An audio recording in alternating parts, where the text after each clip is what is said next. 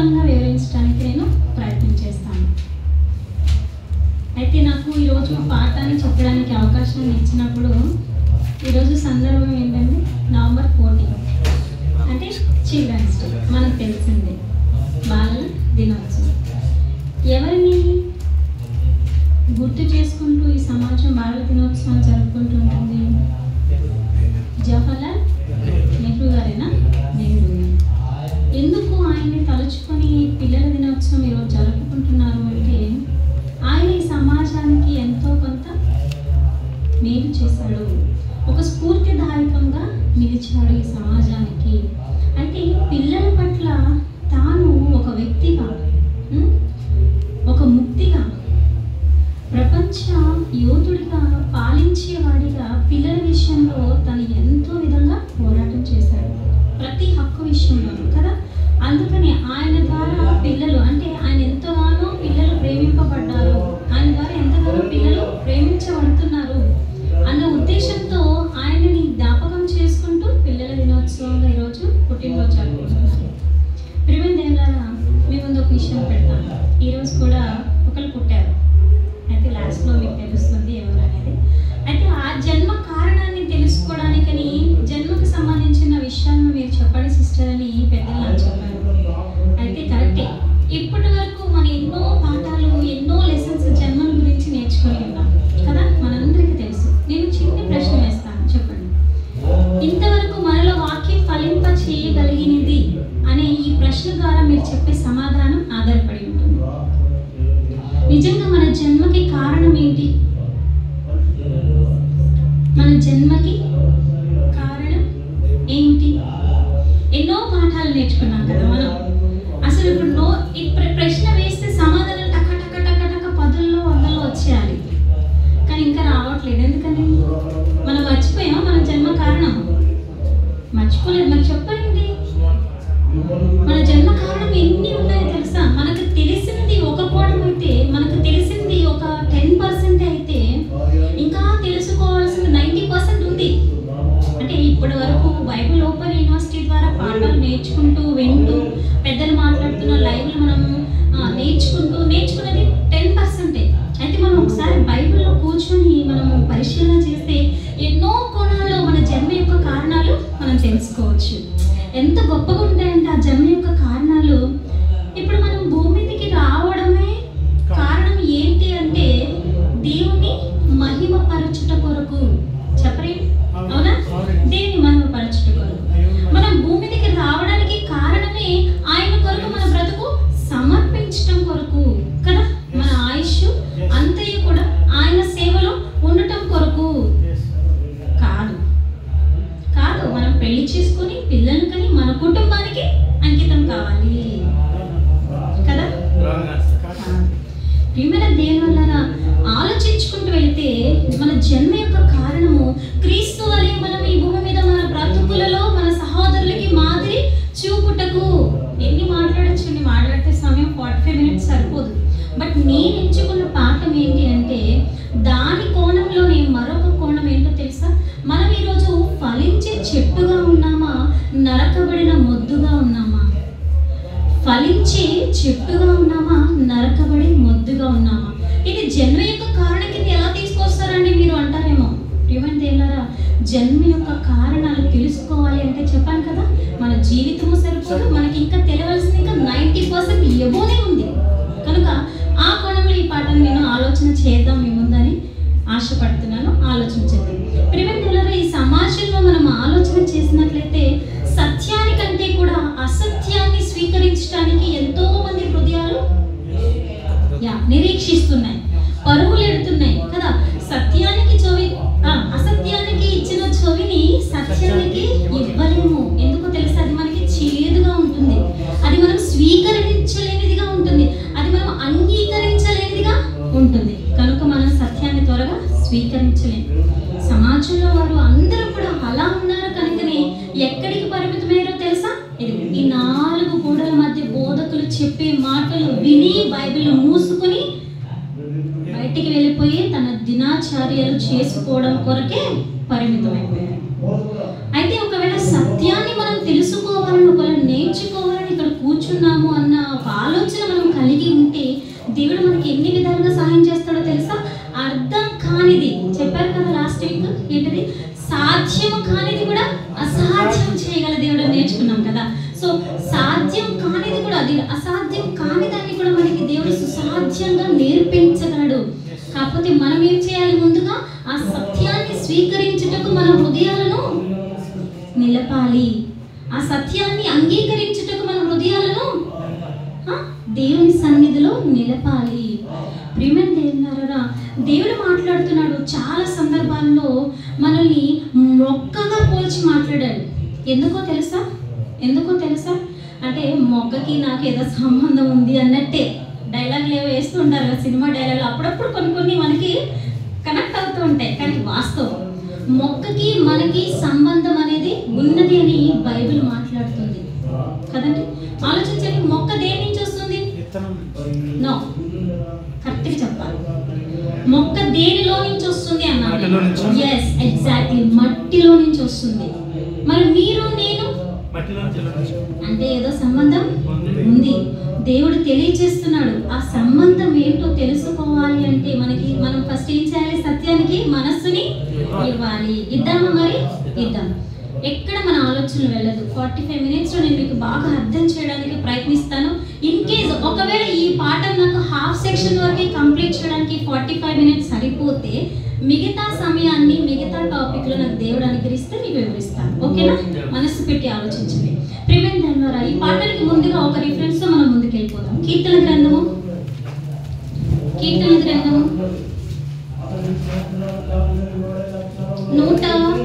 144వ అధ్యాయము 12వ వచనం. మా కుమారులు తమ యవన కాలమందు ఎదిగిన మొక్కల వలె ఉన్నారు. కీర్తన గ్రంథము 144వ అధ్యాయము 12వ వచనం చదివారు. మా కుమారులు తమ యవన కాలమందు ఎదిగిన మొక్కల వలె ఉన్నారు. ఇక్కడ కీర్తనకారుడైన దావీదు గారు మాట్లాడుతూ యవన కాలమందు పుట్టిన పిల్లలను దేంతో పోల్చారు? ఇక్కడ మొక్కలతో పోల్చారు. అంటే మట్టిలో పుట్టే మొక్కకు, అలాగే మట్టి నుండి వచ్చిన మనిషికి సంబంధం ఉంది అని ఈ వాక్యం ద్వారా మనం తెలుసుకోవచ్చు. అయితే ఇంకా ఇంకో రిఫరెన్స్ ద్వారా కూడా మనం గట్టిగా ఈ వాక్యాన్ని నమ్మచ్చు. ఆ రిఫరెన్స్ కూడా చూడండి ఒకసారి. కీర్తన గ్రంథము 1వ అధ్యాయము 3వ వచనం. కీర్తన గ్రంథము 1వ అధ్యాయము 3వ వచనం. అతడు నీటి కాలువల యొరలు నాటబడినదై ఆకువాడక తన కాలమందు ఫలమిచ్చు చెట్టు వలె ఉండును. ఇక్కడ కూడా ఫలమిచ్చు చెట్టు వలె ఉండును అని మాట్లాడుతున్నాడు. అక్కడ కీర్తనలు 144వ అధ్యాయం 12వ వచనంలో కూడా ఎదిగిన మొక్కల వలె అని పోల్చాడు. అలాగే ఇక్కడ కీర్తన గ్రంథము 1వ అధ్యాయం 3వ వచనంలో కూడా ఏమని మాట్లాడుతున్నాడు? ఫలమిచ్చు చెట్టు వలె అని మాట్లాడుతున్నారు.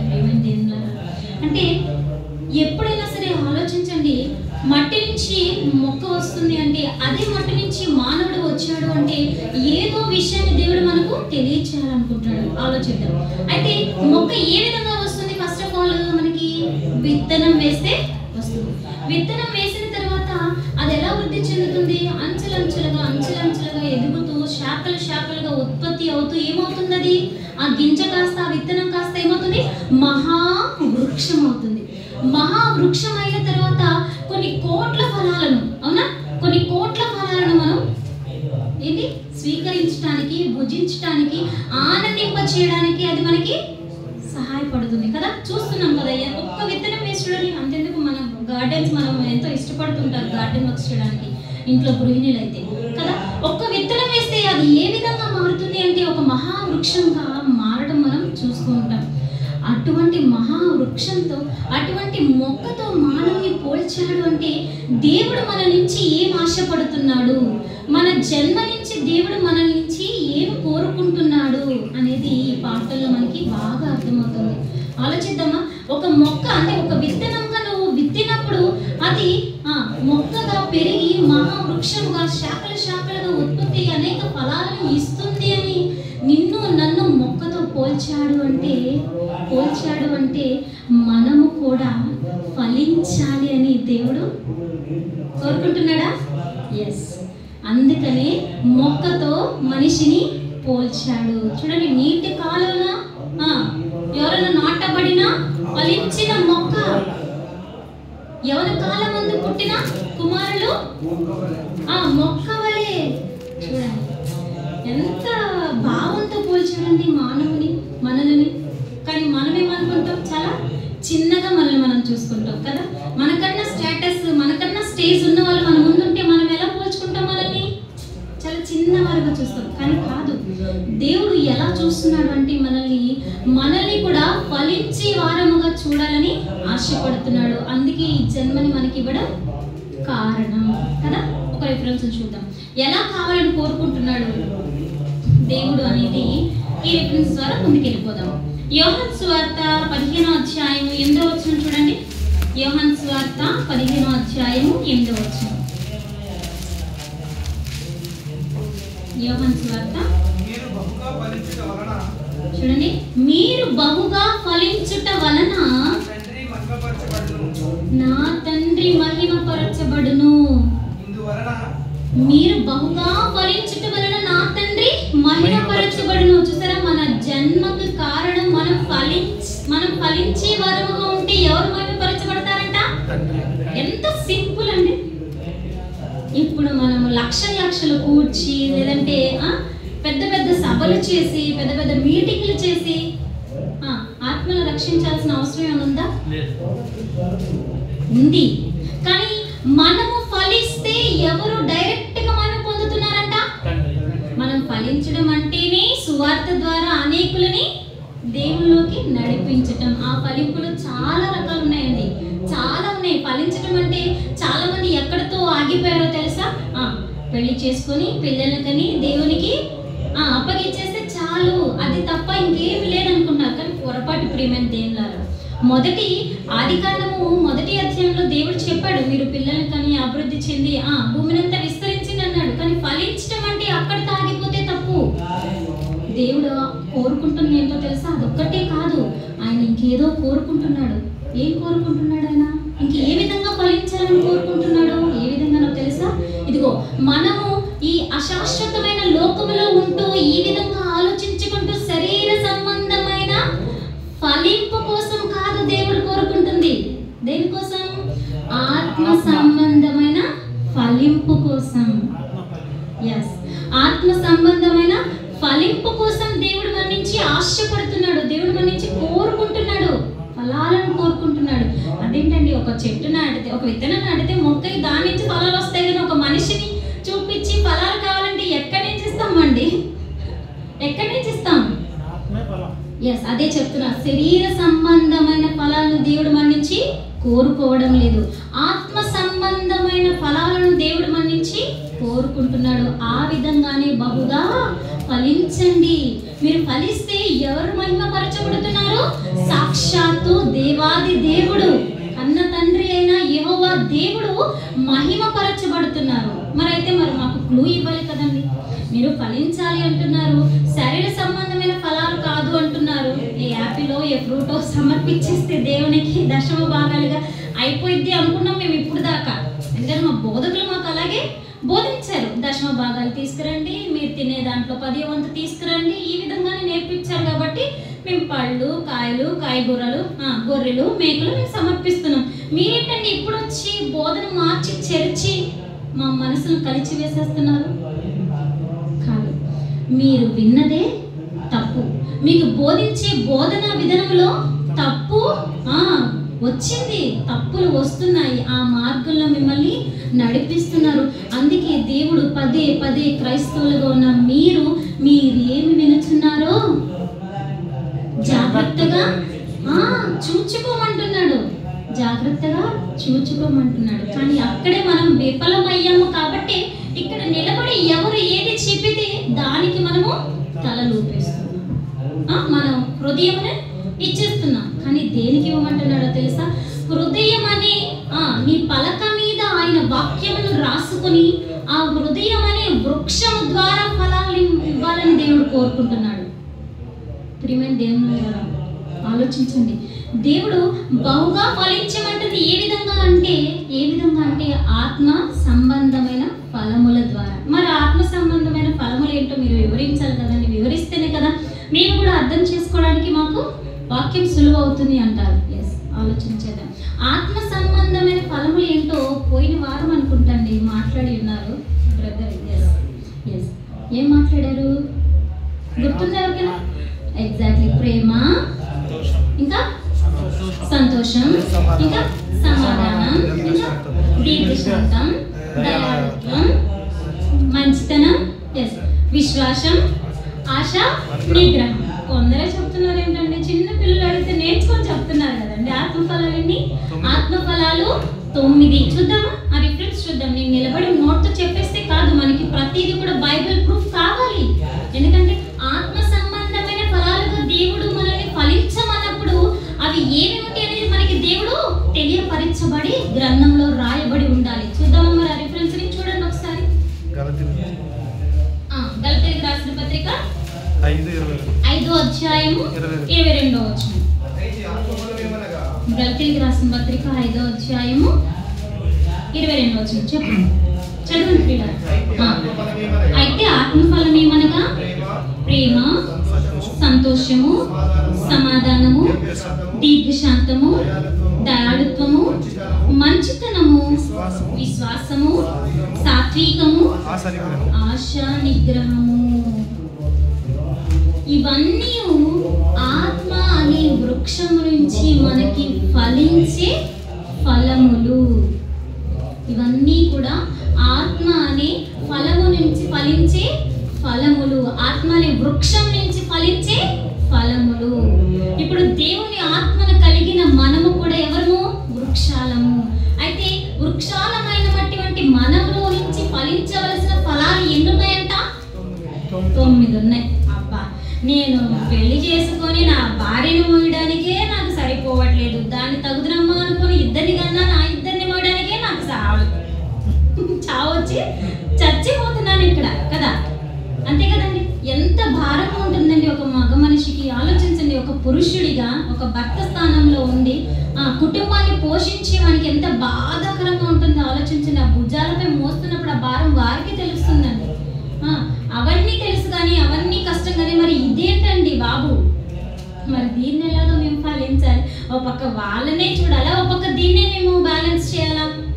ఎస్, అన్నీ బ్యాలెన్స్ చేసుకుంటూ వెళ్ళగలిగే శక్తి, కృప, ఇంకా ఆ శక్తి, ఆ కృప, ఆ బలం ఎవరు ఇచ్చుచున్నారు? మనకి తండ్రి ఇచ్చుచున్నాడు. కనుకనే మీరందరూ ఇక్కడ క్షేమంగా కూర్చొని ప్రతి వారము సంఘంతో సహవాసంతో కూర్చొని దేవుని మాటలు వినగలుగుతున్నారు. ఎస్, ఆ సామర్థ్యత మనలో ఉంది. కాకపోతే మనల్ని మనం తక్కువగా ఎంచుకుంటున్నాం. నెవర్ అలా ఎంచుకోదు. అయితే ఈ 9ని వివరించడానికి నాకు సమయం ఉంటే ఖచ్చితంగా వివరిస్తాను. అయితే ముందుకు వెళ్ళిపోదాం. ఇక్కడ ఫస్ట్ ఫలం గురించి ఏం చెప్పారు? ప్రేమ. ప్రేమ అంటే ఏంటి? ఐ లవ్ యూ, అంతేనా? ఐ లవ్ యూ అని చెప్పేస్తే ప్రేమ అయిపోతుందా? చెప్పండి. లేదు. నోటి మాటతో ఎవరైనా స్తుతిస్తారు, నోటి మాటతో ఎవరైనా మాటలాడతారు, నోటి మాటతో ఎవరైనా ప్రేమ చూపిస్తారు.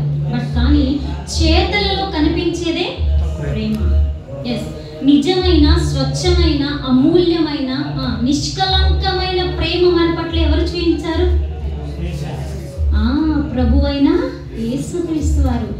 పాపాన్ని ఏమీ లేకుండా పాపులుగా ఉన్న మన కోసం ఆయన చూపించాడే చక్కని ఫలం కదండి. ఆయన ఎంత మంచి ఫలం అని, ప్రేమ కలిగిన ఫలమును మనకి అనుగ్రహించాడు. ఎందుకండి ఆయనకు ఆ అవసరత ఎందుకు ఉంది? అసలు నాకు అర్థం కాదు, అడుగుతాను. అసలు ఆయన ఎందుకు మన కోసం ప్రేమ చూపించి ఆయన శిలువ యాగం అవ్వాలి? చెప్పండి, ఎందుకు? ఎందుకు? అదే ఎందుకు అంటున్నాను. మీ కుటుంబాలని మీరు కన్నారు కనుక, మీరు ప్రేమించారు కనుక, మీరు తాళి కట్టారు కనుక మీరు మోస్తున్నారు, మీరు కష్టపడుతున్నారు, ఓకే. కానీ అసలు ఆయన మన కొరకు ప్రాణం ఇవ్వడం ఏంటండి? ఏం అవసరం ఉందని మన కొరకు ప్రాణం ఇచ్చాడు ఆయన? ఎందుకంటే తండ్రి అయిన బిడ్డలము మను గనుక, తండ్రి మనలను ప్రేమించుచున్నాడు గనుక. ఏంటండి, ఇప్పుడు డైరెక్ట్గా ఒక వ్యక్తిని మనం ప్రేమిస్తేనే మనం ప్రేమ చూపించడానికి మనకి టైం సరిపోదు, అలాగే మనకున్న స్కోప్ సరిపోదు, మనకున్న సరిపోదు కదా. ఇంకా వెనకాల ఎవరో ఉన్నారంట, వాళ్ళ నుంచి ఆ ప్రేమ వస్తుందంటే ఎంత విధానంగా ఉంటుందో ఆలోచన ఫర్ ఎగ్జాంపుల్ రవి బ్రదర్ ఉన్నారు, ఆయన తండ్రి హోదాలో పెడదాం. ఇప్పుడు సార్ ఉన్నారు, కుమార్ బ్రదర్ ఉన్నారు, ఆయన కుమారుని స్థానంలో పెడదాం. ఇప్పుడు తండ్రి నుంచి కుమారునిగా ఏం ఆశించాడు దేవుడు? పిల్లలందరినీ, అంటే ఈయన ఏ విధంగా వచ్చాడు, ఏ కారణం చేత వచ్చాడు అనేది ఆయన వాళ్ళు ఎవరైతే ఉన్నారో, అంటే తండ్రి ప్రేమించే పిల్లలు ఎవరైతే ఉన్నారో ఆయన కోసం ఈయన ఎందుకు? ఎస్, ఎందుకంటే ఈయన తండ్రిగా ఉండి ఆ పిల్లలు ప్రేమించాడు గనుక, ఈయన తండ్రిగా ఉండి వారందరినీ నా పిల్లలు అనుకున్నారు గనుకనే కుమారుడైన క్రీస్తుని భూమి మీదకి పంపించి మనపై ప్రేమను చూపించమని దేవుడు బలియాగం చేశాడు.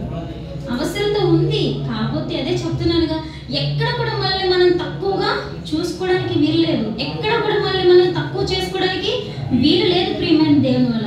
ఎందుకంటే ఎప్పుడైనా ఏమంటారు, కంపారిజేషన్ వస్తేనే మనం వీక్ అయిపోతాం. అది కంపారిజేషన్ లేకుండా ఎవరి కాలమే రాజులుగా ఫీల్ అయితే, ఎవరి కాలమే రాణులుగా ఫీల్ అయితే అప్పుడు అర్థమవుతుంది దేవుని ప్రేమ ఏంటో తెలుసా. ఎవరికి వారం ఇక్కడ ప్రత్యేకం కలిగిన వారం కదా, దేవుని దృష్టిలో ఎవరికి వారమే ప్రత్యేకత కలిగిన వారం కదా. కాబట్టి ప్రియమైన దేవుని నిజమైన ప్రేమ ఫలమును ఇచ్చిన వారు ప్రభువైన యేసుక్రీస్తు వారు కదా. మరి మనం అలా ఫలించే వారంగా ఉన్నామా? ప్రేమను పంచే వారంగా ఉన్నామా? ప్రేమను పంచి ఫలించే వారంగా ఉన్నామా? లేదు, ప్రేమ కాదు కదా. నా దగ్గర నుంచి మొన్న 100 రూపాయలు తీసుకున్నావా? అవసరమే 100 రూపాయలు తీసుకున్నావు, నువ్వు కష్టంలో ఉన్నావు, నీ మీద నేను ప్రేమ చూపించాను 100 రూపాయలు ఇచ్చి. మరి నీ కష్టంలో ఉన్నాను, నువ్వు నాకు ఇచ్చావు తిరిగి 100 రూపాయలు. ఏమైపోయింది నీ ప్రేమ? నీ ప్రేమ ఏమైపోయింది? లేదు, శూన్యం. అలా ఉంటాం. మన బ్రతుకులైతే అవి, మన మనసులైతే అవి. మనం చాలా ఇంకా పరిపూర్ణతలోకి వెళ్ళవలసిన వారమై ఉన్నాము కనుకనే మన ఆయుష్ ఇంకా ఇంకా ఇంకా పొడిగింపబడుతుంది కదా. అవును కదండి, అవునా కదా? ఎస్, 100% అండి, నేను ఇది నమ్ముతాను. నిజముగా దేవుడు మనలను పరిపూర్ణులుగా చేయుట కొరకే మన ఆయుష్ని ఇంకా పొడిగించుచున్నాడు. ప్రేమ కలిగిన వారముగా ఫలించాలి అని, మన సహోదరుల పట్ల మనము ప్రేమ కలిగి జీవించాలి అని దేవుడు మన ఆయుష్ను మరలా పొడిగించుచు వచ్చుచున్నాడు. లేకపోతే ఈ క్షణం చాలు కదా. దేవుడు మన శ్వాస నిశ్వాసములు ఎవరి స్వాధీనంలో ఉన్నవి? దేవుని వశంలో ఉన్నాయి. మరి ఈ క్షణంలో పిలిచారనుకోండి, సురేష్ బ్రదర్ కమ్ అన్నారనుకోండి, అయిపోతుందా? సౌందర్య కమ్ అన్నారా, అయిపోతుందా? బట్ ఇంకా ఆయుష్ ఉంది అంటే నీలో ప్రేమ అనే ఫలింపు దేవుడు చూడాలని ఆశపడుతున్నాడు, కోరుకుంటున్నాడు కదా. మరి ఇంకో మాట, ప్రేమ తర్వాత ఇంకో ఫలింపు ఏమని కోరుకుంటున్నాడు దేవుడు? ప్రేమ, సంతోషం. సంతోషం అంటే ఏంటి? సంతోషం అంటే ఆనందం కదా, హ్యాపీగా ఉండటం. ఈ సంతోషానికి నిర్వచనం హ్యాపీ, ఆనందంగా ఉండడం. బాగా తెలుసు, ఎప్పుడైనా పార్టీస్ వస్తే, పెళ్ళి ఏమంటారు, మ్యారేజ్ డేస్ వస్తే, బర్త్డేస్ వస్తే, ఇంకా ఎవరిదైనా ఊళ్ళో పెళ్ళి ఉంటే ఎలా ఉంటుంది మనకి? సంతోషం, ఆనందం కదా, అవునా? ఇంకా ఈ సంతోషం, ఆనందాన్ని దేవుని ద్వారా, దేవునిలో ఏ విధంగా ఆనందించమంటున్నాడో ఒక రిఫరెన్స్ చూడండి ఒకసారి.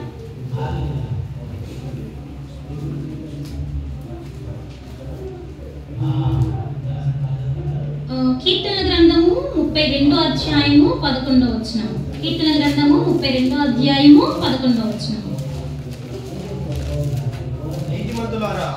నీతిమంతులారా యెహోవాను బట్టి సంతోషించుడి, ఉల్లసించుడి. యథార్థ హృదయులారా మీరందరూ ఆనంద గానము చేయుడి. ప్రియమైన దేవుని వల్ల సంతోషం అనగా ఆనందం అని తెలుసు. అయితే ఈ భూమి మీద ఉన్న సంతోషాలన్నీ కూడా శాశ్వతమైనవేనా? మరి మనం వాటి కోసం పరిగెడుతున్నాం కదా, మరి మనం వాటి కోసం ప్రయాసపడుతున్నాం కదా, మరి మనం వాటి కోసం మన సమయాన్ని వెచ్చించుచున్నాము కదా. ఆలోచించండి. అంటే ఈ భూమి మీద ఏదైతే ఆనందం అనుకుంటున్నామో, ఏదైతే సంతోషం అనుకుంటున్నామో, ఏదైతే మనల్ని ఉల్లాసపరుచుచున్నది అని మనము పొంగిపోతున్నామో అది క్షణికమైనది కదా. అవును కదండి. ఈ లోకం చూడండి, ఇప్పుడు ఒక్కసారి ఆలోచించండి, కళ్ళు మూసుకొని ఒకసారి ఆలోచించండి. ప్రతి ఒక్కరు మొబైల్ దాంట్లోకి ఎడిట్ అయిన వాళ్ళే. ఏమో రైట్ ఆర్ నాట్? ఏమంటారు? 2 years. నేను మొన్న మా వారి పార్క్కి అలా బేబీ అలా క్రాంకీగా ఉందని అలా తీసుకెళ్తుంటే ఏమండి వాడు పాకి పిల్లడు అండి, తెలుసా? మీరు నమ్మరు, పాకి పిల్లడు వాడికి ఫోన్ ఇచ్చి వదిలిపెట్టేశారు. పాకి పిల్లోడికి ఫోన్ ఇచ్చి వదిలిపెట్టేశారండి అక్కడ. నేను చాలా ఆశ్చర్యపడ్డానండి. ఏంటయ్యా ఈ సమాజం, ఈ సొసైటీ నిజంగా నువ్వు అన్నట్టే భయంకరమైన స్థితిలోకి వెళ్ళిపోతుంది అని మనసులో చాలా భయపడ్డానండి. నిజంగా ఇప్పుడు మనం ఈ జనరేషన్లో ఆయన ఎవరు పెద్ద జయశాలి గారు బోధనలు విని ఈ విధంగా మనల్ని కట్టుకుంటూ మన కుటుంబంలోని మన పిల్లల్ని జాగ్రత్త పరుచుకుంటున్నామంటే ఎంత గ్రేట్ అనిపిస్తుందో తెలుసా ఒక్కోసారి ఈ సమాజాన్ని చూస్తుండగా కదండి. ఈ సమాజం ఎక్కడ వెతుక్కుంటుంది ఆనందాన్ని, సంతోషాన్ని? లోకంలోనే కదా. ఏ విధంగా? జబర్దస్త్ అంటది, అవునా? ఫ్యామిలీ టైం అంటే కూర్చుంటారండి అమ్మలక్కలనే కానీ ఇంట్లో పెద్ద. దీనికి మగాళ్ళు కూడా తోడు, ఆఫీస్ నుంచి ఆ టైంకి వచ్చి కూర్చుంటారు. జబర్దస్తులు అంటే ఆనందం, ఆట పాటలు ఆనందం, ఇంకా ఇంకేవేవో షోలు కదా, వీటిలో ఆనందాన్ని వెతుక్కుంటారు. పోవే పోరా షోలు, ఇంకా డ్యాన్స్ షోలు, ఇంకా టిక్ టాక్లు, ఇంకా యూట్యూబ్ షార్ట్స్. ఎన్నండి బాబు, మనము వద్దురా బాబు, నన్ను వదిలేరా బాబు అనే దాకా కూడా మనకి కనబడుతూనే ఉన్నాయి, అవునా? అసలు మనల్ని ఒక్కసారి మనం అందులోకి వెళ్ళామంటే మనల్ని ఏది కూడా వదలలేనంత భయంకరమైన ఏముందండి స్థితి ఉంది సమాజంలో. కానీ ఇదే ఆనందం అనుకొని, సంతోషం అనుకొని లోకమంతా పరుగులు తీస్తుంది.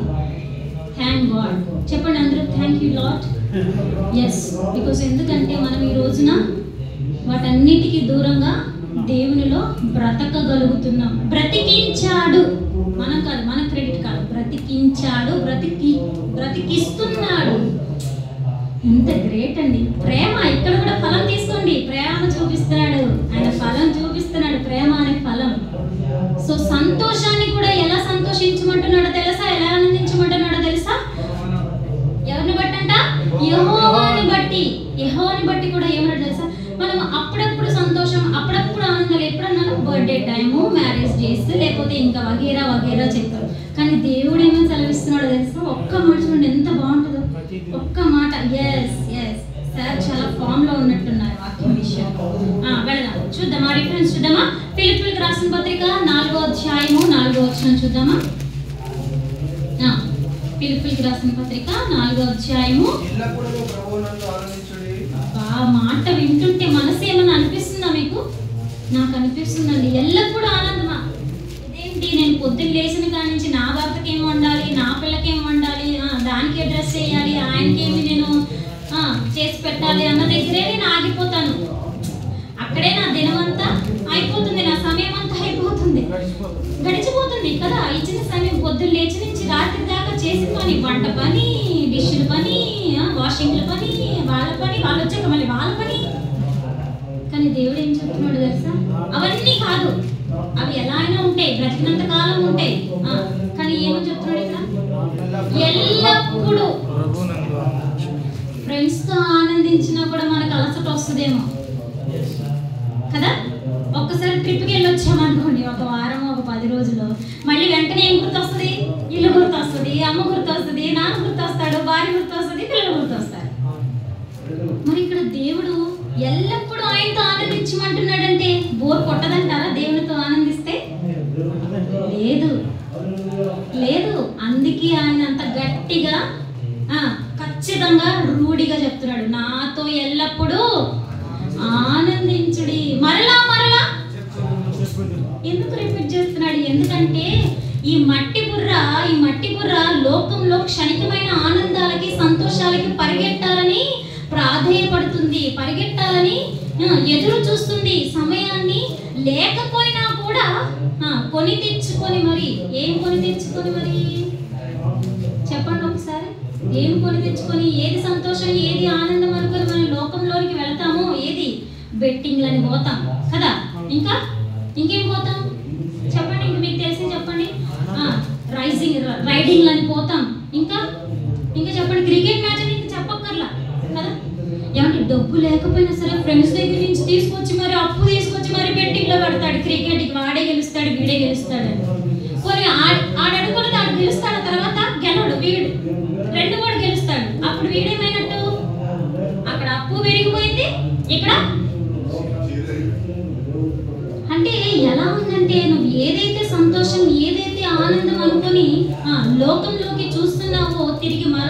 ఏమిస్తుందో తెలుసా?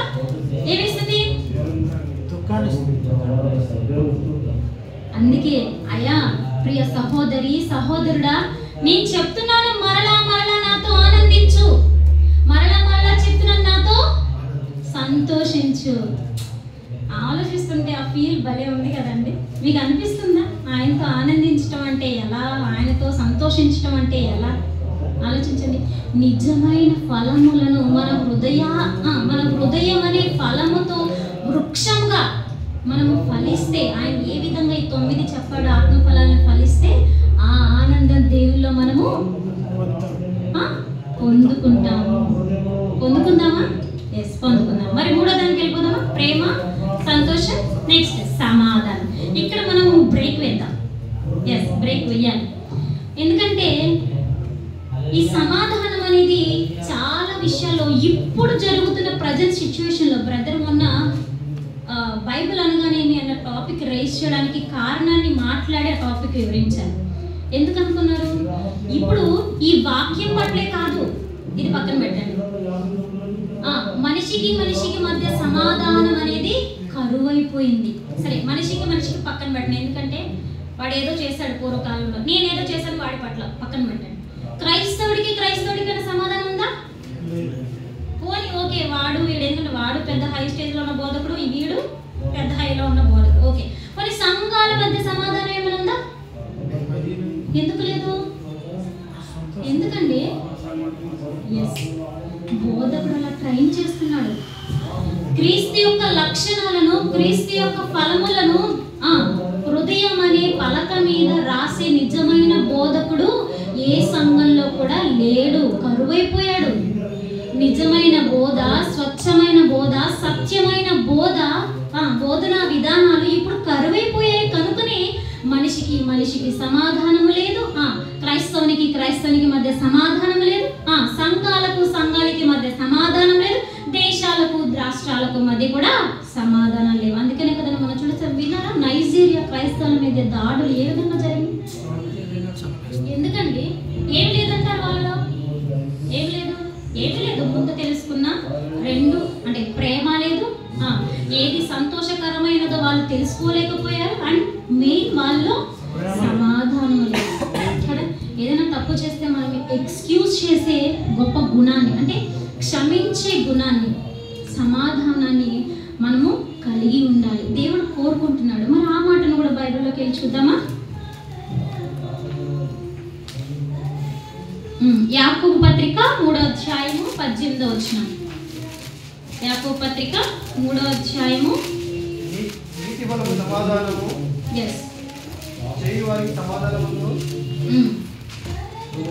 యాకోబు పత్రిక 3వ అధ్యాయము 18వ వచనం చదువుతున్నారా పిల్లరా?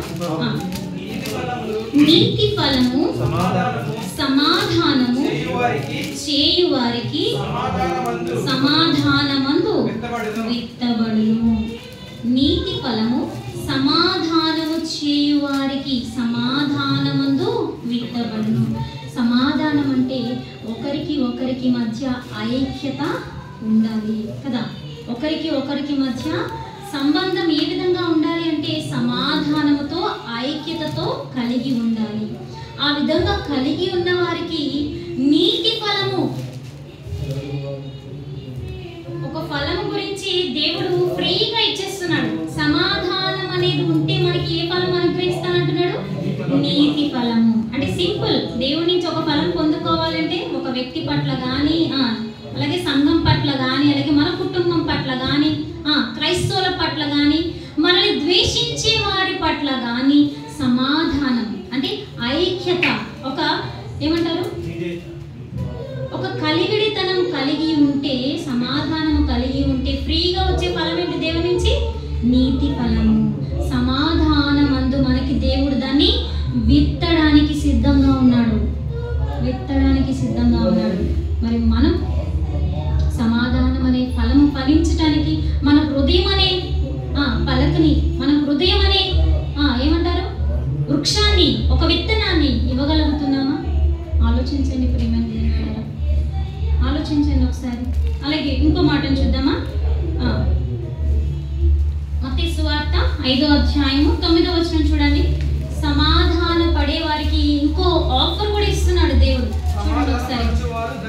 సమాధానపరచువారు ధన్యులు, వారు దేవుని కుమారులు అనబడుదురు.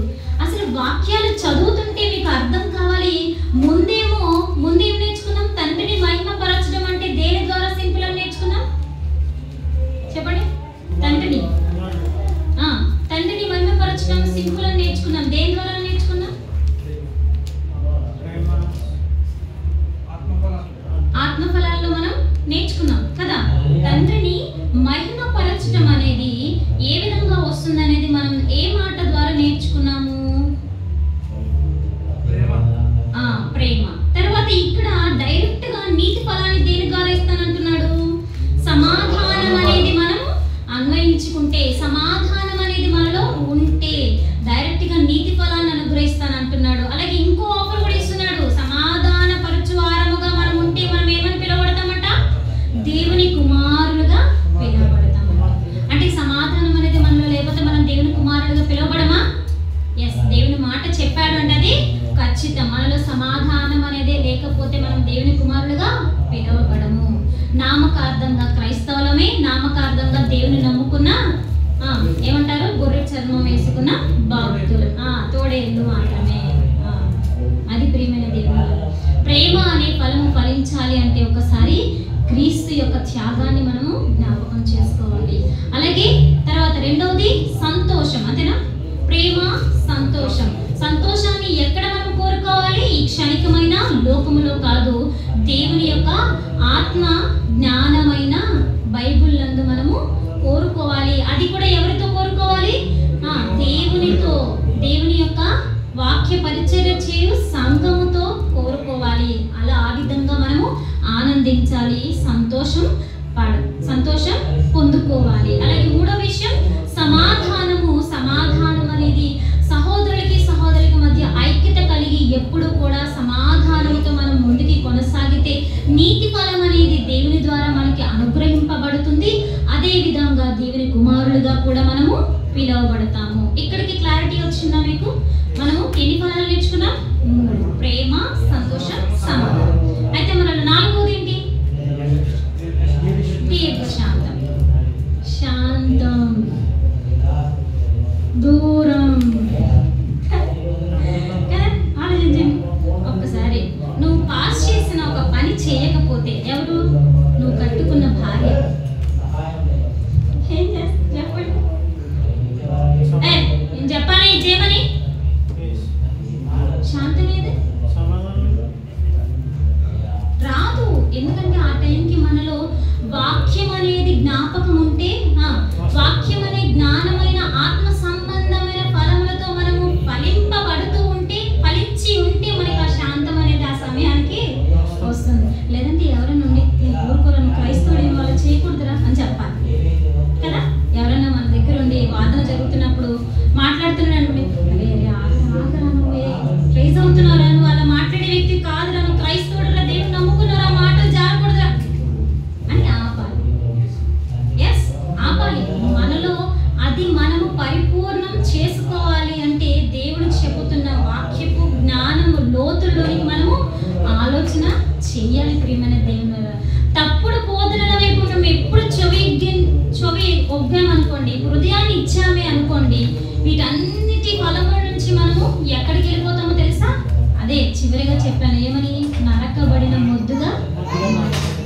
ప్రియమైన దేవుని వలన సమాధానము తర్వాత ఈ దీర్ఘశాంతం అనే ఆత్మఫలము మనుషుల్లో కంటే ఎవరిలో కనబడుతుంది? సాక్షాత్తు దేవునిలో కనబడుతుంది కదండి. అసలు సాక్షాత్తు తండ్రి అయిన దేవునిలో కానీ క్రీస్తులో కానీ ఎంత దీర్ఘశాంతం అంటే అండి, ఎంత దీర్ఘశాంతం అంటే ఇక్కడ ఉన్న ప్రతి ఒక్కరు నాకు తెలిసి 40 బిలో ఉంటుంటారు నాకు తెలిసి. ఈ 40 to 30 బిలో ఆర్ 40, ఈ 30 to 40లో ఉన్న ఇన్ని సంవత్సరాల్లో మీరందరూ ఎన్ని తప్పిదాలు చేసి ఉంటారు? గుండె మీద చేసుకొని ఒప్పుకోండి. నేను ఒప్పుకుంటున్నాను, నేను చాలా చేశాను. నిజంగా నేను చాలా చేశాను, ఒప్పుకుంటున్నాను. అయినా నేను ఇక్కడ చదివించుచున్నాను. దేవుడు నా పక్షాన ఏం చూపిస్తున్నాడు? ఇప్పుడు ఏం నేర్చుకుంటున్నారు? ఎగ్జాక్ట్లీ.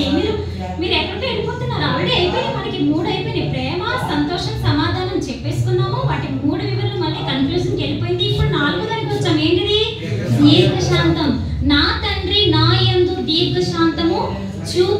చూపించట్లే, చూపుతూ వస్తున్నాడు, ఇంకా చూపిస్తూనే ఉంటాడు కూడా. నాట్ ఓన్లీ ఉన్నాడు, ఉంటాడు కదా. కేవలం నా పట్లనేనా? అందరి పట్ల కదండి. ప్రియమైన దేవుని ఆలోచించండి. అసలు నిజంగా దేవుని గురించి మాట్లాడుకుంటుంటే ఆ ఆనందం, ఆ సంతోషం ఎలా మీకు అనిపిస్తుందండి? మాటల్లో మాట్లాడుతున్నప్పుడు తలుచుకుంటుంటే, అంటే ప్రతిదీ మీరు విజువలైజ్ చేసుకోవాలి. నిజంగా దేవుడు అంత సింహాసనం మీద ఉండి, అంతే కదండి. రాజు ఏమంటారు, కింగ్, ఒక రాజ్యాన్ని పాలించే రాజుని కుర్చీలో కూర్చోబెట్టి సింహాసనం అధిష్ఠించిన తర్వాత మంత్రులు, భటులు, రాజ్యాన్ని పాలించే నాయకులు అందరూ ఉన్నా కూడా రాజ్యంలో సమస్య ఏమైనా వచ్చిందంటే ముందు ఎవరికి ఇక్కడ లేసింది? ఎందుకు లేగాలి? పరిపాలించే వ్యక్తి ఆయన కదా. ఆబ్వియస్లీ ఇప్పుడు లోకల్లో ఉన్న రాజులకి లెగుస్తూనే ఉంది కాబట్టి ప్రతి ఒక్కరిని నరుక్కుంటూ వస్తుంది. అంతే కదా. ఇప్పుడు మోడీ ఉన్నాడు, రాహుల్ గాంధీ ఉన్నారు, ఇంకా చంద్రబాబు ఉన్నాడు. వీళ్ళందరికీ కాలింది అనుకోండి, తప్పుగా మాట్లాడుతున్నాను అనుకోండి, వీరందరికీ రేజ్ అయింది అనుకోండి, ఎవరి మీద దెబ్బేస్తారు? ఎస్, రాజ్యం చేసే రాజ్యంలోని ప్రజల మీద కదా. ఏ రాజు యొక్క బ్రెయిన్ అయినా అంతే. కానీ నా తండ్రి రాజు, దేవాది రాజు, దేవాది దేవుడు, తండ్రులకి తండ్రి, రాజ్యాలకి రాజులకు ప్రభువైన ప్రభువు ఏంటండి? దీర్ఘశాంతం కలిగి ఉన్నాడు మన పట్ల. నమ్మని వారి పట్లను, నమ్మిన వారి పట్లను, నమ్మి తప్పిదములు చేసిన వారు కాదు, చేస్తూ ఉన్న వారి పట్లను, నా పట్లను, మీ పట్లను, అందరి పట్లను దీర్ఘశాంతం కదండి. మానవుల్లో కంటే దేవునిలోనే అధికమైన దీర్ఘశాంతం మనం చూడగలం. ఎవరిలో కూడా మనం చూడలేము. అసలు ఆ విధంగా మనం ఫలించాలని కోరుకుంటున్నాడు. అఫ్కోర్స్ నిలబడే నేను, మాట్లాడే నేను కూడా ఏదో ఒక రకంగా ఏదో సందర్భంలో, ఏదో పరిస్థితిలో ఆ దీర్ఘశాంతాన్ని కోల్పోవచ్చు. కానీ మరలా నేనేమవ్వాలి? తిరిగి జ్ఞానము చేత, తిరిగి వాక్యము చేత నన్ను నేను సరి చేసుకోవాలి, నన్ను నేను నిలబెట్టుకోవాలి. ఆ క్షణానికి ఆ కోపాన్ని నేను ఆపుకోకపోతే ఏమవుతుందో తెలుసా? ఒక మనిషి ప్రాణాన్నైనా సరే నేను తీయగలిగిన శక్తి కలిగి ఉంటాను ఆ సమయానికి కదండి. కోపం అందుకే ఏమని మాట్లాడతారు కొన్ని పాఠ్య పుస్తకాల్లో, కాపీ బుక్స్ లో, రైటింగ్ లో నేను చిన్నప్పుడు రాసాను. ఏమంటారు? ఏంటి? నరుని కోపము, దేవుడు చెప్పేది ఏంటిది? నరుని కోపము ఎవరికి? దేవుని దృష్టికి విరుద్ధమైనదేనా? విరుద్ధమైనది. అది ఒక మనిషిని చంపటానికైనా సరే ఆవేశం తీర్చుకునేదాకా కూడా మనలో అది నిలిచి ఉంటుంది. అందుకే దేవుడు హెచ్చరించాడు. ఏమని హెచ్చరించాడు? నీ కోపం ఎప్పటి వరకు ఉండాలి? సరే, దానికి దీనికి లింక్ వెళ్ళలేదు. బైబిల్కి మనము సాష్టాంగపడి నమస్కారం చేయక తప్పదు. ఏ పాఠ్య పుస్తకాలండి మనల్ని ఇలాగ సరిదిద్దగలవు? పాఠకులుగా కానీ, బోధకులుగా కానీ, నేర్చుకునే నేర్పరులుగా కానీ చేయగలిగినది ఏదైనా ఉన్నదంటే అది ఏది? కేవలం మన చేతిలో ఉన్న బైబుల్, పరిశుద్ధ దేవుని గ్రంథము. కాబట్టి ప్రేమైన దేవుని వల్ల దీర్ఘశాంతాన్ని కలిగి ఉన్న దేవుడు మనల్ని కూడా ఆ విధంగా దీర్ఘశాంతం కలిగి ఉంటామని మాట్లాడుతున్నాడు. ఆ మాటను చూద్దామా? లూకా సువార్త 18వ అధ్యాయము 8వ వచనం. లూకా సువార్త 18వ అధ్యాయం 8వ వచనం. ఆయన వారికి త్వరగా న్యాయము తీర్చును. వారి విషయమే కదా ఆయన దీర్ఘశాంతము చూపుచున్నాడు అని మీతో చెప్పుచున్నాను. ప్రేమైన దేవుని వల్ల ప్రభువు నేడున్న మనుష్యుల్లో శాంతమే బాగా కరువైపోయింది కదా. ప్రభు ఆశపడుతున్నాడు, కానీ ప్రతి ఒక్కరు దీర్ఘశాంతము కలిగి ఉండాలని కోరుకుంటున్నాడు.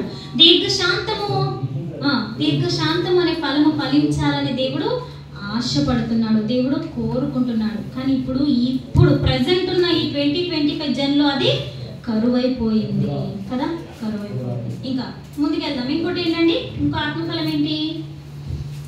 దయాళుత్వం. ఇది ఒక్కటి చెప్పుకొని ముగిస్తే బెటర్ అనుకుంటున్నాను బ్రదర్. అంతేనా? సమయం ఇంకా ఉందా? ఓకే. దయాళుత్వం. ఐదవది ఏంటండి ఫలము? దయాళుత్వం. దయాళుత్వము అంటే పేరులోనే మనం చదువుకున్న దాంట్లోనే ఉంది, దయ కదా. దయ కలిగి ఉండడమే దయాళుత్వము. దయ చూపించే వారం ఇక్కడ కూర్చున్న వారం ఎవరమైనా ఉన్నామని మనం ప్రశ్నించుకుంటే అఫ్కోర్స్ ఉండొచ్చు. ఎందుకంటే మనము బైబిల్ ద్వారా వాక్యాన్ని నేర్చుకుంటున్నాము కనుక ఇక్కడ కూర్చున్న వారందరిలో కూడా దయ అనేది నేను చూస్తున్నాను, కనపడుతుంది. ఎందుకంటే ఇక్కడికి వచ్చాక నా పైన చూపించిన అంటే సంఘముగా మీరు చూపించిన ఆ దయ, అంటే క్రీస్తు ప్రేమ ద్వారా నేను పొందుకున్న దయ, ప్రేమ చాలా గొప్పదిగా నేను ఫీల్ అయ్యాను నిజంగా ఈ సంఘం ద్వారా. సో కాబట్టి ఈ దయ కలిగిన వారముగా ఈ సమాజంలో చాలామంది తక్కువగానే మనకి కనపడుతూ ఉంటారు. నిజంగా దేవుడు చెప్తుంటాడు ఒక మాట, ఏమనంటే సామెతలు 14వ అధ్యాయము 9వ వచనం చూడండి. సామెతలు 14వ అధ్యాయము 9వ వచనం.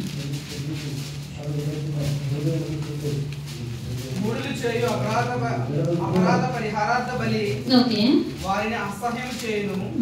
యథార్థవంతులు ఒకరి యందు ఒకరు దయ చూపుదురు. చూడండి, యథార్థవంతులు సామెతల గ్రంథం 14:9 వచనం చదివి ఉన్నారు.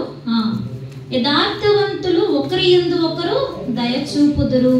అలాగే ఇంకో మాట కూడా చెప్తారు చూడండి, దేవుడు సకల కోటి జీవరాశుల ప్రాణుల ఎదుట దేవుని దయ కలిగి ఉన్నాడని ఒక మాటను మనం చూడగలిగితే సామెతలు 3వ అధ్యాయము 34వ వచనం చూడండి, మానవుల మీదే కాదు సకల కోటి జీవరాశుల మీద కూడా దయ కలిగిన వాడు ఎవరంట? దేవుడు. చూడండి సామెతలు 3వ అధ్యాయము 34వ వచనం. ప్రియమైన దేవుని వల్ల సామెతలు, దీనుని ఎడల ఆయన దయ చూపును. దీనుని ఎడల దయ చూపేవాడు దేవుడు. అలాగే యథార్థవంతులు ఒకరి యందు ఒకరు దయ చూపిస్తారు. దయాళత్వమును ఆత్మ ఫలమును ఫలించకపోయిన ఎడల ఈ భూమి మీద ఏమి జరుగుతాయి అంటే, ఈ భూమి మీద ఏమి సంభవిస్తాయంటే, ఈ భూమి ఏ విధంగా మారుతుంది అంటే యుద్ధ భూమిగా మారుతుంది. అంతే కదండి. ఇప్పుడు జరుగుతున్న దేశాల మధ్య, రాష్ట్రాల మధ్య ఏమి లేదు, దయ లేదు. అంతే కదండి. పోనీలే పాపం అని మొన్న ఏంటంటే మిసైల్స్ దాడి జరిగింది. ఏంటి ఇప్పటికి ఇంకా జరుగుతుంది. ఇప్పుడు 3 years అవుతుంది. ఇరాన్ ఇజ్రాయెల్ మీద జరుగుతుంది. ఒక్కసారి దయ చూపిస్తే అయిపోతుంది కదా. నువ్వు ఎంత వేసావు, నేను ఎంత వేయాలి కదా. నువ్వు ఎంత వేసావు, నా దగ్గర ఇంకా పెద్దది వేయాలి. ఏంటండి ఒక్కసారి కనికరించి ఒక్కసారి దయ చూపిస్తారు. మళ్ళీ ఇజ్రాయెల్ అంటండి పేరుకి ఎవరాలంతా, ఎంత దౌర్భాగ్యం అని ఆలోచించండి. దేవుడు ప్రేమించాడు వాళ్ళని. ఏ విధంగా ప్రేమించాడు చెప్పండి? ఏ విధంగా ప్రేమించాడు? ధర్మశాస్త్రాన్ని చేతికిచ్చాడు కదా. ధర్మశాస్త్రాన్ని చేతికిచ్చాడు. మార్గాన్ని అన్ని విధాలా సులువు చేశాడు. ఏమంటారు, చెప్పులు అరగలేదు వాళ్ళకి. ఇంకా తినటానికి ఇంకా పళ్ళ సందులు ఇంకా మిగిలిపోయిందంటే ఈ రోజున మనము కష్టపడితే నెలంత వారం కష్టపడితే 15 రోజులు కూడా రావట్లేదు మన జీతం, మన తిండి కదా. ఇంకో 15 రోజులకి అప్పు చేయాల్సి వస్తుంది. ఫ్రెండ్స్ని అడిగో, లేకపోతే దోస్తులు అడిగో, లేకపోతే వేరే ఇతర వాళ్ళని అడిగో. కానీ దేవుడు చూడండి ఎంత గొప్పగా పోషిస్తే ఈ రోజున వాళ్ళు ఏమి లేని వారిగా బ్రతుకుతున్నారు, దయ లేని వారిగా బ్రతుకుతున్నారు. వాళ్ళు ఏమీ లేదు. ఆ ఒక్క ఫలమనే కాదు, దయాళత్వం అనే ఫలం కూడా లేదు, ప్రేమ అనే ఫలం కూడా లేదు, సమాధానం అనేది కూడా లేదు. మరిచి బ్రతుకుతున్న జనాంగం. అందుకనే దయ చూపించలేకపోతున్నారు. ఇంకా యుద్ధాలు. ఏంటండి అసలు ఎంతమంది చనిపోతున్నారు ఆలోచించిన. వారందరి పట్ల దేవుడు ఏం చూపిస్తున్నాడు? మరలా ఏ ఫలానికి వెళ్తున్నాం మనం? ప్రేమ, సంతోషం, సమాధానం, దీర్ఘశాంతం. 4వ ఫలం దయాళత్వం, దీర్ఘశాంతాన్ని చూపిస్తున్నాడు. చూడండి ప్రియమైన దేవుని, మనము క్రైస్తవులుగా, మనము సంఘముగా, మనము జ్ఞానాన్ని నేర్చుకుంటున్న బిడ్డలుగా, దేవుని ప్రియమైన వారముగా మనము కూడా ఏమి కలిగి ఉండాలి? దయ కలిగి ఉండాలి. అది మన కుటుంబం పట్ల ఉంటే సరిపోదు, అది నలుగురికి కాదు పంచవలసింది. సమాజంలో వల్ల వారందరికీ కూడా మనం ఆ దయను పంచవలసిన వారముగా ఉన్నామని దేవుడు ఇక్కడ మాట్లాడుతున్నాడు. ఎందుకంటే కుమారులమే మనము గనుక. తండ్రి ప్రేమించాడు అని కుమారుడైన క్రీస్తు, ఎవరైతే తండ్రి చేత ప్రేమింపబడుతున్న పిల్లలుగా ఉన్నామో మన కోసం కుమారుడు బలి అయ్యాడు గనుక. చూడండి, మాట్లాడుతున్న ప్రతి మాట, ప్రతి ఏమంటారు సబ్జెక్ట్, మన సబ్జెక్ట్ చుట్టూనే తిరుగుతూ ఉంది. చూడండి, ప్రతి మాట మనకి జ్ఞాపకం వస్తూనే ఉంది, ఏ మాట మాట్లాడాము. ప్రియమైన దేవుని వల్ల జ్ఞానాన్ని ఆ విధంగా మనము అర్థం చేసుకోవాలి. వాక్యాన్ని మనం ఆ విధంగా హృదయంతో స్వీకరించాలి. విడిచిపెట్టే వారముగా ఉండరాదు కూడా. ఎందుకంటే కష్టముతో వచ్చింది ఇది మన చేతిలోకి కదా, కష్టముతో వచ్చింది, ఏది సింపుల్గా రాదు కదా. ఇప్పుడు ఎన్ని అయిపోయినాయి మనకి ఫలములు? 5. మరి 6 ఏంటి? మంచితనమేనా? మంచి అన్నది పెంచుమన్నా. తర్వాత ఒట్టి మాటలు పెట్టి పెట్టు అన్న. ఇదేంటి, గురజాడ రాసింది? అప్పారావు గారు రాశారు. కరెక్ట్. అది కాపీ బుక్లో రాసుకున్న వారికి, మాకు చిన్నప్పుడు రాసుకోవడం వారికి. ఇప్పుడు ఎక్కడుంది మంచి? ఎవరిలో ఉంది మంచి? ఒకడు ఇస్తే ఎప్పుడు జోబులు నింపుకుందామా అని చూసే పరిస్థితి మంది కదండి, కదా. ఎవడన్నా ఇస్తే జోబులు నింపుకునే పరిస్థితి ఈరోజు. చూడండి, ఇప్పుడు మనమనే కాదు, మన గురించి మాట్లాడట్లేదు నేను, సొసైటీ గురించి మాట్లాడుతున్నా. సమాజంలో చూడండి, క్రైస్తవులుగా, బోధకులుగా, విశ్వాసులుగా పిలవబడుతున్న వారిలో కూడా ఈ ఒరవడి ఉంది. నువ్వు ఇస్తే జోబులు నింపుకోవడం, ఇదే ఉంది. ఇంకెక్కడ ఉంది మంచి? పోనీ నువ్వు నింపుకున్న వాడివి మరలా నీ సాయం కోసమే నీ దగ్గరకు వస్తే నువ్వేమైనా దయ చూపిస్తావా? దయాళత్వాన్ని చూపిస్తావా? చీపుపో అంటావు. ఎందుకని? అప్పుడు వచ్చేస్తుంది, వాడు వచ్చేస్తాడు వెనకాల, వాడితో పాటు వాడు ఎలాగో నరకం వేయబడ్డాడు, నిన్ను కూడా ఏం చేయాలి? ఎస్, నరకం, నిన్ను కూడా నరికి వేయించడానికే ఆ విధంగా బిహేవ్ చేస్తూ ఉంటాడు. ఇప్పుడు ఏమంటున్నాం? మంచి అంటే ఏంటో తెలుసా ప్రియమైన దేవుని వలన? దేవుడు చెప్తున్నది మహాజ్ఞాన గ్రంథమందు దేవుడు తెలియచేస్తున్నది మనకి ఏంటంటే, పూర్వమందు మనము చీకటిలో ఉన్నాము, అలాగే వెలుగైన క్రీస్తు అంటే క్రీస్తైన వెలుగులోనికి మనం వచ్చిన తర్వాత ఫలించే ఫలములో ఏముందో తెలుసా? ఈ రిఫరెన్స్ ద్వారా మనకు అర్థమవుతుంది. చూడండి, ఎఫెసీయులకు రాసిన పత్రిక 5వ అధ్యాయము 9వ వచనం. నా సమయం అయిపోయిందా అండి? ఎఫెసీయులకు రాసిన పత్రిక 5వ అధ్యాయము 9వ వచనం. చూడండి, ఈ మాట నేను ముగించేస్తాను. ఎఫెసీయులకు రాసిన పత్రిక 5వ అధ్యాయము, వెలుగు ఫలము సమస్త విధములైన మంచితనము, వెలుగు ఫలము సమస్తమైన మంచితనము, సమస్త విధములైన మంచితనము, నీతి, సత్యము వాటిలో కనబడుచున్నది. అంటే వెలుగు ఫలములో ఒకటి మనకు కనబడుతుంది, ఏంటి? మంచితనము. ఏం కనబడుతుంది వెలుగు ఫలములో? మంచితనము. భూమి మీద మంచి మనుష్యులు అవటానికి మనం ఎన్నో ప్రయత్నాలు చేస్తూ ఉంటాం కదండి. ఏం మాట్లాడతారు? బుద్ధి లేకపోతే నీకేం లేదంటారు, మంచి మనిషి కాదంటారు కదా. బుద్ధి ఉంటే ఏమని మాట్లాడతారు? మంచోడురా అంతే కదండి. పెళ్లి చూపులకు వస్తే ఏం మాట్లాడతారు? వాడి బుద్ధి చూస్తే వాడు మంచోడో కాదో సర్టిఫై చేస్తారు కదా, అంతే కదండి ప్రేమాచారాలు. ఇప్పుడు ఆ బుద్ధి లేదనుకోండి, వాడు మనిషే కాదని మాట్లాడుతూ ఉంటారు. సమాజం అలాంటిది. కానీ దేవుడు ఇక్కడ ఏమని మాట్లాడుతున్నాడు అంటే, ప్రతి ఒక్కరిని కూడా వెలుగు ఫలములో ఏమైతే ఉందో ఆ మంచితనం అనే ఫలమును ఫలించమని కోరుకుంటున్నాడు. ఎలా ఫలించాలి? వెలుగు ఫలము ద్వారా మంచితనం వస్తుంది. ఆ వెలుగు ఫలం ఎవరు? సాక్షాత్తు క్రీస్తు, యేసుక్రీస్తులో ఉంది ఆ వెలుగు. ఆ వాక్యాన్ని మనం స్వీకరించాలి, ఆ జ్ఞానాన్ని మనము నేర్చుకోవాలి, ఆ జ్ఞానానికి మన హృదయాన్ని సమర్పించాలి. అప్పుడే మనకు ఆ మంచితనం అనే ఫలము మనలో ఫలించటానికి దేవుడు అవకాశం ఇస్తాడు.